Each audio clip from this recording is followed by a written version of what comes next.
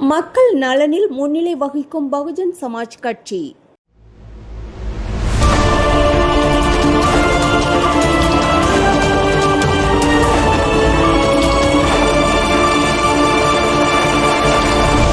தமிழக பகுஜன் சமாஜ் கட்சி மாநில தலைவர் டாக்டர் ப. ஆனந்தன் அவர்களின் அறிவுறுத்தலின்படியும் பகுஜன் சமாஜ் கட்சி திருவாரூர் மாவட்ட தலைவர் அருள் அவர்களின் வழிகாட்டுதலின்படியும் மாவட்ட இளைஞரணி தலைவர் ஆகாஷ் அவர்களின் சீரிய முயற்சியாலும் பொதுமக்கள் குளிக்கும் பகுதியில் இறந்து கிடந்த நாய் உடனடியாக அகற்றப்பட்டது.